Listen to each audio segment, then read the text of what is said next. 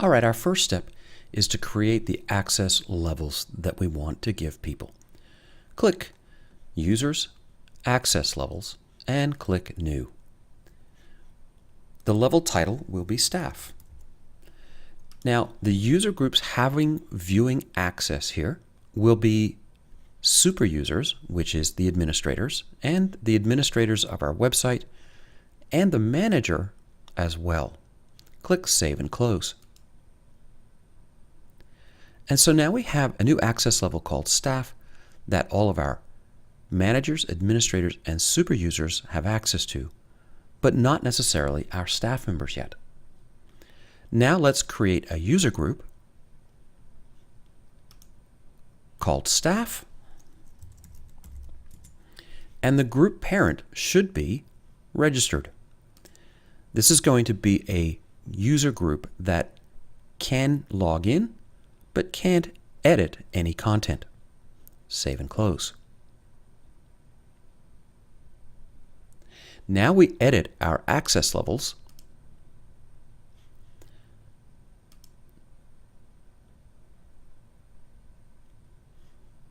to include the staff that have access to this level. Finally, let's go over to our menus, Menu Manager, and our main menu, and let's add that training menu in that we haven't got there yet. Click on New, call it Training. Let's select a menu type, and let's just keep it simple here. Articles, Category List, and choose the category called Training. The key here is not to leave access as public, but to change it to Staff. And click Save and Close. Now when I go to the front page of my site, hit refresh, you'll notice that the training menu item isn't here. So I need to add a login box somewhere here on my site. So I'm going to quickly just do that. Extensions, modules, and let's find the login module. Let's publish that again, but let's put it down in the footer somewhere. We'll put it in footer A. And click. Let's hide the title and let's publish it. Click Save and Close. And let's refresh. Go down to our footer, and here it is. I'm going to log in.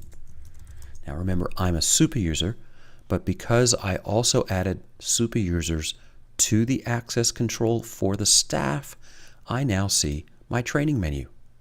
And indeed, here's all of my training that I created earlier in the course. How cool is that? But to really make sure we get this right, we really should test our users. So finally, I'm going to come over to my user manager. I'm going to add a new user. And just to keep this simple, I'm going to call them Staff, Staff, Staff. Now again, you'd never do this in real life. staff@ostraining.com. That email address doesn't exist. Click Save and Close.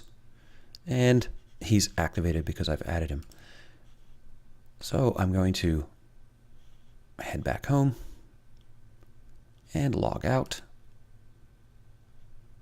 and log back in as Staff. And the training menu disappeared. So I've made a mistake somewhere. This is why we test. Click back on User Manager, and I didn't put my staff member into the proper group. Something to think about. So that's easy to fix.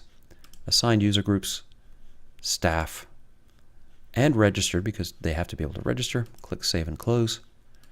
I'll log back out, log back in, and training is now there. So something to remember when you're adding users, to make sure you put them in the correct user group. So that's controlling what users can see.